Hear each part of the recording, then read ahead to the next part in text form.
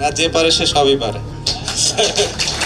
যে পারে সবই পারে, সাকিবই তো বলেছিলেন এমন কথা। কিন্তু ভাগ্যের কি নির্মম পরিহাস, আজ শত চেষ্টা করলেও অনেক কিছু করতে পারছেন না বিশ্বসেরা।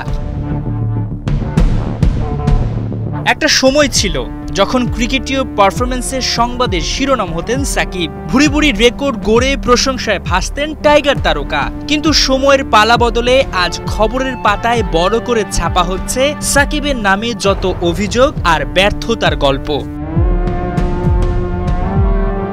বাংলার ক্রিকেটের নবাব মাঠে যেভাবে দাপট দেখাতেন, মাঠের বাইরে শুটিং সেট কিংবা বিজ্ঞাপনও করতেন রাজত্ব। এমনকি সিরিজ চলাকালেও যিনি সমান তালে বিজ্ঞাপনের কাজ চালিয়ে যেতেন।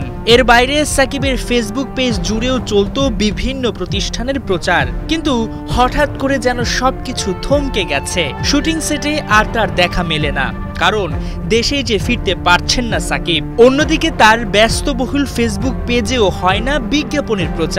সবশেষ গেল বছরের ৯ অক্টোবর শেষ পোস্ট দেখা গেছে তার পেজে। সাকিব যেন সোনালী অধ্যায় পার করে এখন অন্ধকারে নিজেকে খুঁজে বেড়াচ্ছেন।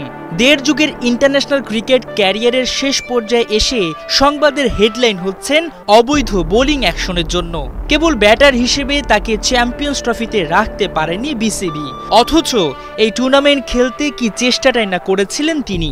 দুইবার বোলিং অ্যাকশন পরীক্ষা দিয়েছেন, কিন্তু তাতে তিনি সফল হতে পারেননি। সময়টা সাকিবের একদমই পক্ষে নাই। দেশের মাটিতে শেষ টেস্ট খেলতে চেয়েও পারেননি। চ্যাম্পিয়ন্স ট্রফিতে খেলার জোর চেষ্টা করেও সফল হননি। সবকিছুতেই কেবল ব্যর্থতা টাইগার তারকার নামের পাশে। তবে এসবে থেমে যাওয়ার পাত্র নন সাকিব, কারণ তিনি জানেন কিভাবে কঠিন সময় জয় করতে হয়। সাকিব ফিরবেন আরো শক্তিশালী ও ভয়ঙ্কর রূপে। বোলিং অ্যাকশন পরীক্ষায় পাশ করে আবারও মাঠ মাতাবেন সমান তালে, এমনটাই আশা করতে পারে তার কোটি কোটি ভক্তরা।